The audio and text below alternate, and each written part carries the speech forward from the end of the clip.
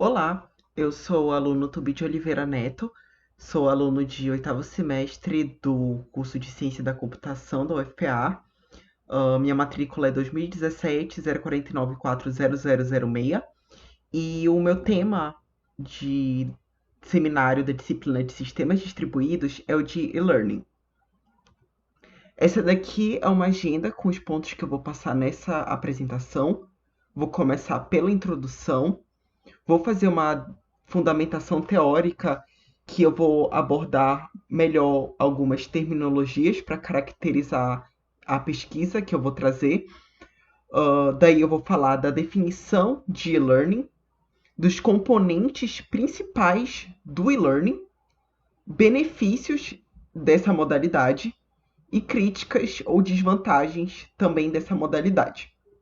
Em seguida, eu vou fazer uma relação do tema, né, do e-learning com sistemas distribuídos, que é justamente essa disciplina.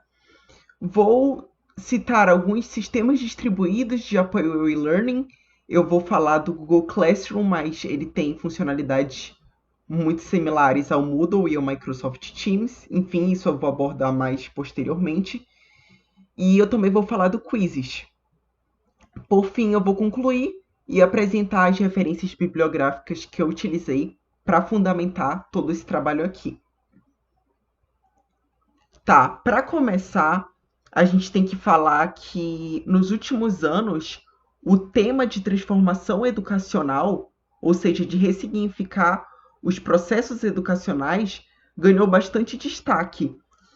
E também o tema de transformação digital, principalmente com o crescimento das redes de computadores.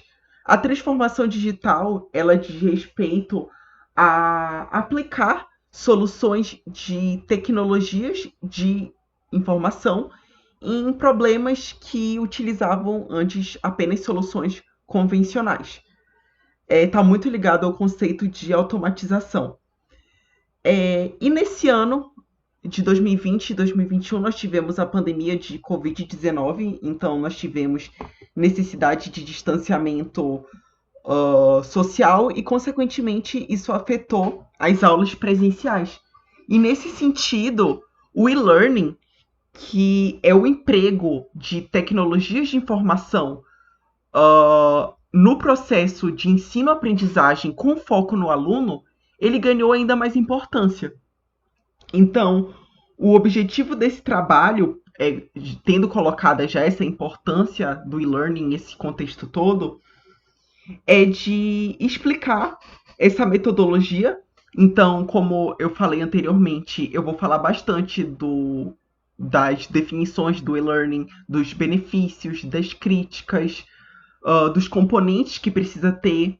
Vou fazer uma relação com sistemas distribuídos e vou apresentar algumas plataformas para a gente conseguir visualizar melhor a aplicabilidade dessa metodologia. Certo. Então eu vou falar desses pontos na fundamentação teórica, conforme eu disse anteriormente. E para começar, a gente pode conceituar o e-learning. O e-learning é um termo oriundo da língua inglesa, né? O prefixo e indica eletrônico e a palavra learning significa aprendizagem. Então, a gente está falando de aprendizagem eletrônica. Em resumo, é uma modalidade de ensino-aprendizagem em um ambiente virtual, em que o aluno ele pode aprender vários conteúdos e realizar atividades, provas, conversar com outros colegas de classe, tirar dúvida com os professores, e daí ele tem várias outras possibilidades, né? E nesse sentido, a gente pode entender que a ideia do e-learning é ser um ambiente virtual em que o aluno vai poder fazer todas as atividades de uma sala de aula, porém virtualmente. Então, a gente vai estar aplicando tecnologias da informação para apoiar todo o processo de ensino-aprendizagem, com foco no estudante. Certo.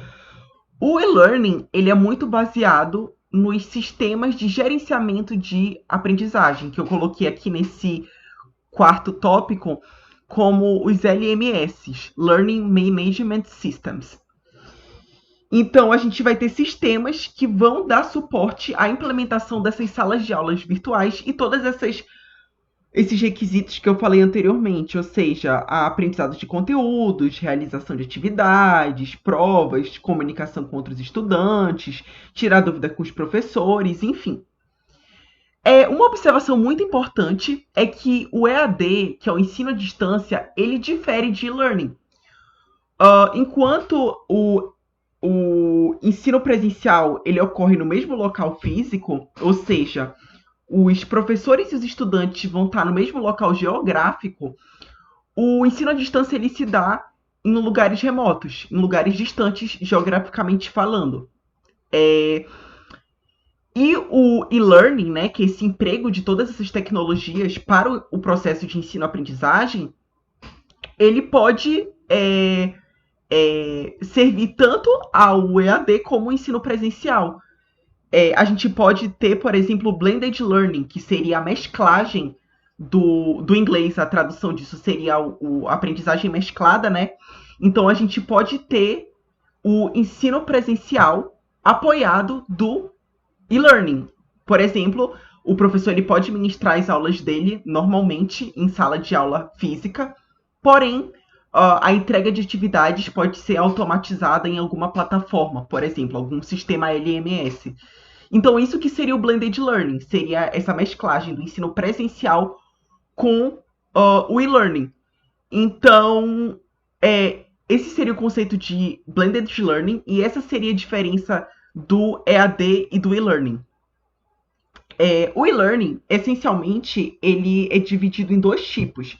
A gente tem o educacional, que seria o tipo mais popular, né, que vai incluir aí cursos livres, preparatórios, universitários, técnicos, entre outros. E a gente tem também o e-learning corporativo. O e-learning corporativo, intuitivamente, a gente pode pensar que ele é simplesmente dedicado ao treinamento empresarial de funcionários. Mas, na verdade, ele é mais complexo do que isso, porque ele também visa treinar competências e habilidades individuais e organizacionais dentro de um contexto empresarial que vai ser mais amplo. Então, essencialmente, a gente vai ter esses dois tipos aí de e-learning. Certo, passando para o próximo slide, a gente vai ter os componentes essenciais que um processo de learning deve apresentar. Primeiramente, a gente tem a comunicação de via dupla.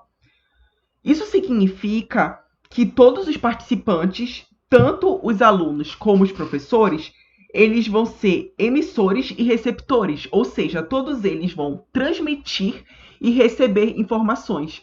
É importante a gente destacar aqui que como o foco do processo de learning ele está justamente nos estudantes, né, nos discentes, é importante que esses discentes sejam proativos.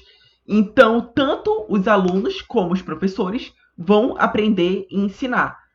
É por isso que eu afirmei anteriormente que ambos vão ser receptores, né, e emissores de informações. Porque vai ter aí essa via de mão dupla, né? E daí esse seria o primeiro componente importante para ter um processo de learning. O segundo seria o de aprendizagem colaborativa. A aprendizagem colaborativa ela está muito relacionada à ideia de trabalho em grupo. E para permitir essa interação, né, entre os colegas de classe, é essencial que as plataformas LMS, que os sistemas de learning, eles disponham de algumas funcionalidades, como chat e edição colaborativa de slides e documentos. O terceiro constituinte essencial do e-learning seria um conteúdo bem estruturado, porque nós temos que pensar que num ensino à distância, por exemplo, através dessas plataformas, os professores eles vão estar disponíveis para tirar as dúvidas dos alunos, mas nada garante que o professor vai estar disponível exatamente no momento que o aluno vai estar estudando. Então, esse atraso para tirar dúvidas, esse gap, ele pode gerar um prejuízo no processo educacional por menos por menos inofensivo que isso pareça ser. Então é importante que o conteúdo, quando ele for ser disponibilizado para o aluno, ele seja o mais sucinto, o mais objetivo e o mais simples possível, para que assim o aluno possa ter o menor número de dúvidas possíveis e ele consiga entender no momento que ele decidir estudar, que ele decidir ler o material. Por fim, a gente tem os instrumentos avaliativos, que nada mais são do que o acompanhamento do desempenho do aluno. E aí a gente está falando tanto de nota quanto de frequência, né? Então, para isso, para cumprir com esse requisito aí, os softwares eles podem incluir tanto testes, né, questionários online, como registro dos comentários nas aulas, tanto as síncronas como assíncronas. Porque assim a gente vai poder registrar, a gente vai poder medir a participação desses alunos. Então, esses aí seriam os 4 constituintes fundamentais do processo de e-learning. Certo. Passando para os benefícios, eu listei 7. A gente tem mais benefícios do que apenas esses 7, mas eu elenquei esses que eu julguei principais, né? O primeiro seria a flexibilidade de tempo e de espaço, justamente porque os conteúdos eles podem ser acessados pelos alunos em qualquer horário e em qualquer local, bastando que o estudante ele tenha conexão em rede, bastando que ele tenha acesso à internet, né? O segundo benefício seria que o aluno vai defender o seu ritmo de aprendizado. A gente tem que pensar que o discente ele não vai ficar limitado a um horário de aula específico, justamente em virtude desse motivo que eu mencionei anteriormente, né? Ele pode acessar os materiais didáticos em qualquer horário que ele preferir. E mesmo que as aulas sejam síncronas, ou seja, mesmo que as aulas sejam ao vivo, os professores também têm a possibilidade de gravar essas aulas e os alunos podem visualizar posteriormente. O terceiro benefício seria de acompanhamento do rendimento dos alunos. Geralmente, essas plataformas LMS, elas são programadas para gerar métricas sobre os desempenhos dos alunos, tanto de forma individual quanto de forma coletiva. Então, os professores eles podem acessar as notas de um aluno específico, eles podem acessar a nota, a acurácia geral da turma, né, a média geral da turma de uma determinada avaliação ou de um determinado trabalho. Enfim, ele vai ter acesso a todas essas métricas e isso ajuda bastante porque ele vai ter um apoio para tomar decisões. Então, se ele verificar, por exemplo, que em uma determinada atividade os alunos eles tiveram uma acurácia mais baixa, eles tiveram uma média mais baixa, o professor pode preparar mais aulas e mais listas de exercício para fundamentar aquele tema específico. Então, isso realmente é um benefício muito valioso desse processo de learning. Porque fica muito mais fácil acompanhar isso de forma automatizada do que se o professor tivesse que organizar em planilhas, por exemplo. A quarta vantagem que foi colocada aqui é a possibilidade de escalar o negócio. Do ponto de vista de um professor autônomo, por exemplo, é possível abrigar muito mais alunos, justamente porque a gente não tem, né, aquela limitação física das salas de aula, né, presenciais. O quinto benefício seria o menor custo, porque alguns gastos eles não vão ser mais necessários. Por exemplo, tanto os professores quanto os alunos não vão precisar mais gastar com transporte, seja público ou seja particular, para ir para a instituição de ensino. A sexta vantagem seria a variedade na oferta de cursos, porque o professor ou o tutor ele pode oferecer quantos cursos ele quiser, de quantas áreas do conhecimento ele quiser. Não vai ter essa limitação aí. E a sétima vantagem seria justamente a possibilidade de ter alunos de qualquer parte do mundo. Como eu falei mais uma vez anteriormente, basta ter acesso à internet. E isso é muito positivo porque isso provoca uma troca de conhecimentos em escala global. Então, por exemplo, se um aluno quiser ter aula de inglês com um professor que nasceu em algum país de língua nativa inglesa, ele vai poder ter. e aí ele vai poder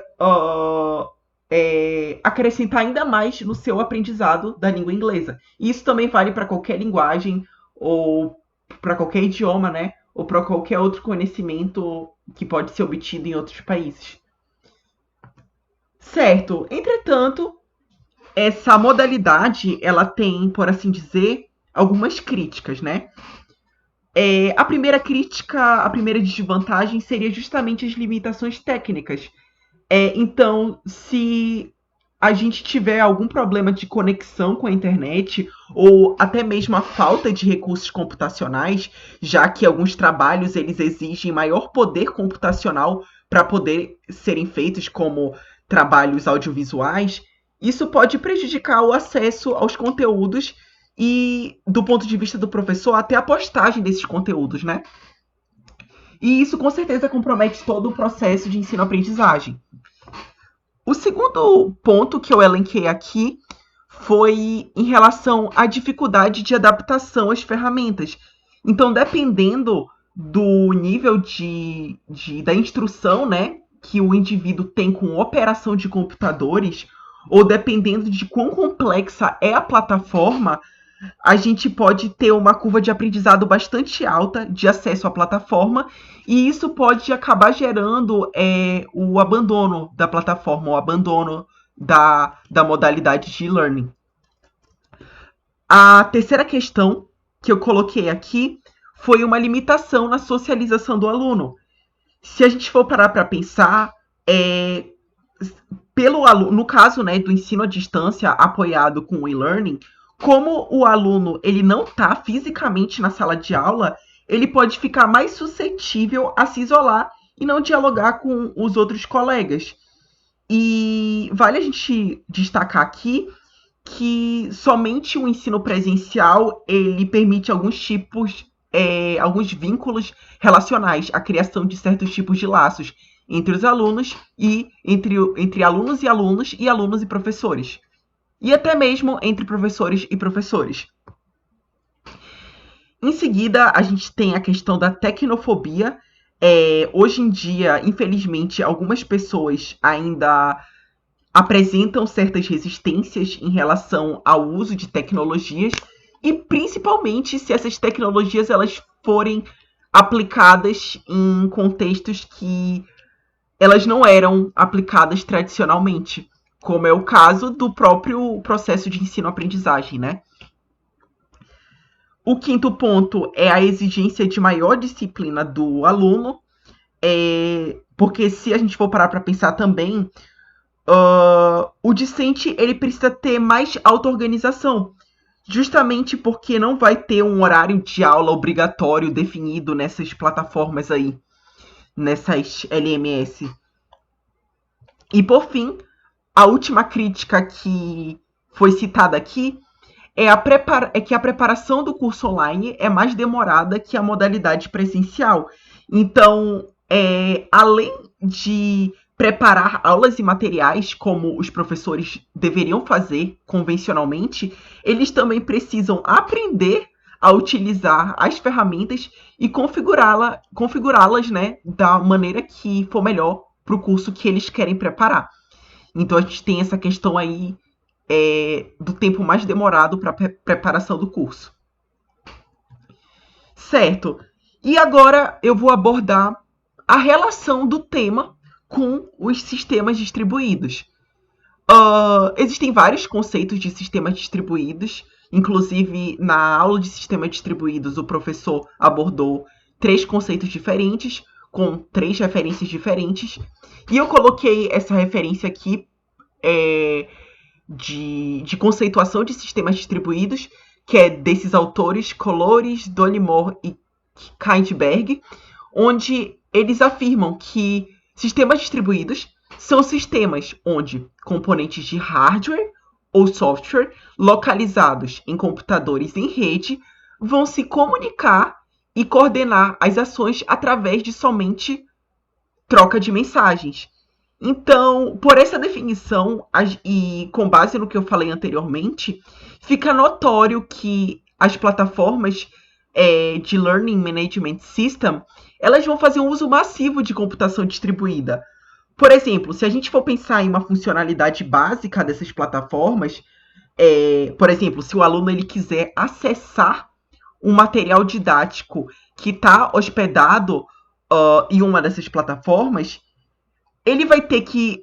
A gente tem que pensar que o host do aluno vai ter que fazer uma solicitação para o servidor da plataforma e esse servidor ele vai devolver uma resposta positiva ou negativa ao aluno. Ou seja, o servidor ele vai permitir ou negar o acesso do aluno ao material. E nesse sentido, a gente tem uma arquitetura cliente-servidor. Ou seja, a gente tem dois componentes desse sistema se comunicando através de trocas de mensagem e eles não necessariamente estão localizados no mesmo local geográfico. E ainda assim, o aluno ele consegue ter uma visão de um sistema único, né, dessa plataforma como sendo uma plataforma única, e fica oculto, fica abstrato ao aluno, é muito parecido com o conceito de encapsulamento de engenharia de software, porque fica abstrato ao aluno que o servidor está localizado em um local remoto. Então a gente tem o respeito ao conceito de transparência de distribuição. Isso a gente pensando numa funcionalidade mais básica, né, de uma simples arquitetura cliente-servidor, onde o aluno ele quer acessar um conteúdo que foi postado pelo professor. Mas se a gente pensar em funcionalidades mais complexas e mais robustas, como as videoconferências que os professores utilizam para ministrar aulas e vários alunos podem entrar e se comunicar simultaneamente entre si e com os professores, então fica ainda mais notório ainda que esses sistemas de e-learning, que esses sistemas de LMS, fazem um uso massivo de computação distribuída. Nas pesquisas que foram realizadas, não se conseguiu detectar algum sistema de apoio ao e-learning que não fosse distribuído. Então, a gente consegue notar que esses temas eles estão fortemente relacionados. Então, a gente consegue ver, né, que a e-learning é uma aplicação essencial dos sistemas distribuídos. Certo. Um tópico adicional que foi colocado nesse trabalho são alguns sistemas distribuídos que podem dar apoio ao e-learning. Eu coloquei aqui o Google Classroom e o Quizzes. O Google Classroom ele é um sistema online gratuito que foi fundado pela Google no ano de 2014, mas ele ganhou muita popularidade, uma popularidade avassaladora no ano de 2020 com o surgimento da pandemia de Covid-19, né? Basicamente, o sistema ele vai ajudar professores, alunos e instituições de ensino, sejam escolas e universidades, a organizarem todos os processos educacionais através de turmas virtuais, através de salas de aula virtuais. Nesse sentido, a gente vai ter experiências de usuário muito similares para os alunos e professores. Perdão, a gente vai ter experiências de usuário diferentes para os alunos e os professores. Cada um desses grupos vai ter um conjunto de funcionalidades diferentes. E o sistema, de uma maneira geral, ele vai estar sendo dividido em 3 grupos de funcionalidades principais, que podem ser vistos na barra de navegação do Google Classroom. A funcionalidade de mural, de atividades e de pessoas, que eu vou explicar melhor nas próximas imagens desse slide e do próximo slide. O Google Classroom ele funciona de forma muito similar ao Moodle, que talvez seja um dos sistemas mais antigos de e-learning, e ao Microsoft Teams, que é o sistema que pode ser usado para e-learning da Microsoft, da empresa Microsoft, né? Em relação a esses 3 grupos de funcionalidades principais que eu coloquei aqui, a gente tem então a barra de navegação com esses 3 grupos, e a primeira delas é o mural. No mural, o professor do curso ele pode fazer qualquer publicação relacionada ao curso. Por exemplo, o professor ele pode incluir o link para para aula síncrona, para uma determinada aula síncrona ou para uma determinada aula assíncrona. E aqui eu criei um exemplo nessa plataforma do Google Classroom, com uma turma e uma postagem sendo feita aqui nessa tela de mural. E os alunos eles podem interagir com essa publicação que o professor realizou e eles mesmos podem fazer suas próprias publicações. Por exemplo, um aluno pode fazer uma publicação procurando por outros estudantes, afirmando que ainda não tem um grupo para fazer um trabalho em grupo. Então, essa seria a primeira funcionalidade do Google Classroom. Essa daqui seria a segunda funcionalidade, que seria a de atividades, onde os professores eles podem anexar arquivos com conteúdos, aí sejam imagens, sejam vídeos, sejam arquivos de texto. E eles também podem criar tarefas com deadlines específicos, onde os alunos têm que submeter um arquivo com respostas aos questionários que esses professores colocaram. E a gente destaca também que aqui nessa aba, os professores eles podem organizar todas essas atividades e esses materiais didáticos por capítulos, como está colocado aqui. E também existe a possibilidade de colocar um repositório onde todos os arquivos que foram anexados vão estar disponíveis. Nesse caso, vai ser na plataforma Google Drive, já que também é uma plataforma do Google. E, por fim, ainda nessa tela de atividades, a gente pode também ter uma tela de calendário no Google Agendas, onde é possível visualizar a data de todas as aulas desse curso e também de todas as tarefas, de todos os deadlines das tarefas que foram solicitadas. Por fim, nessa tela de pessoas aqui, nós podemos ver todos os componentes do curso, como os professores e os alunos, e a gente também tem acesso aos e-mails desses componentes, caso a gente queira fazer uma conexão aí mais direta com os alunos ou com o próprio professor. Por exemplo, mandar uma dúvida mais direta para o próprio professor. Já que o Google Classroom tem a integração com o Gmail, né, que é a plataforma de correio eletrônico da Google. Mais uma plataforma que foi elencada aqui é o Quizzes, que é uma aplicação que vai online, né, que vai oferecer serviços de criação e realização de quizzes educativos. Nesse sentido, os professores podem usar questionários previamente prontos e modificá-los, então eles podem pegar questionários que já estavam existentes na plataforma e acrescentar mais questões, ou reaproveitar esses questionários de forma idêntica, ou eles podem criar novos questionários, com questões abertas, com questões de múltipla escolha, com questões de preencher lacunas, entre outros tipos de questões.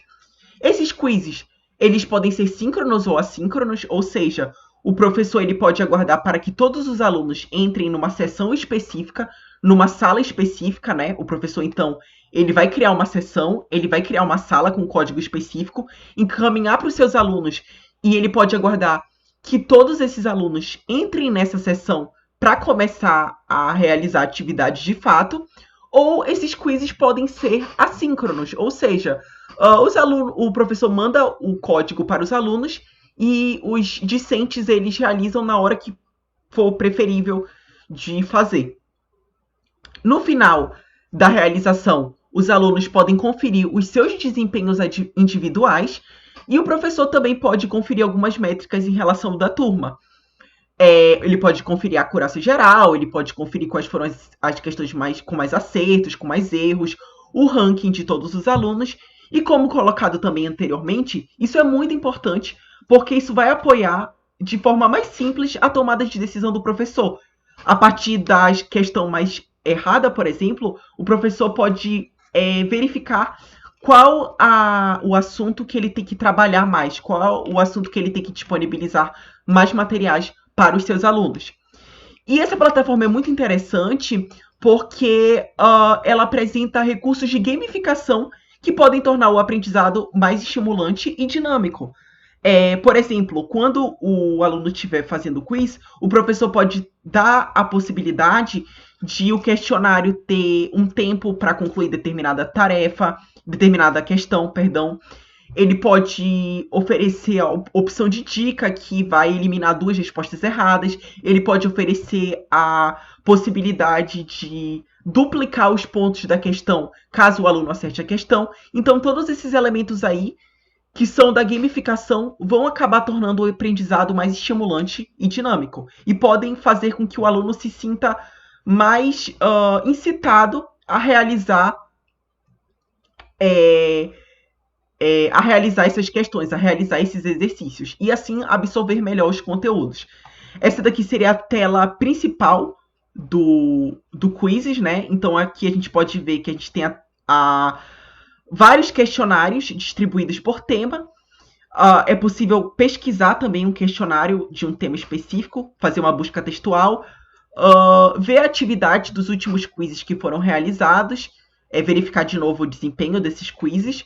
E também a gente tem um botão de configurações, que aí são configurações mais gerais da conta.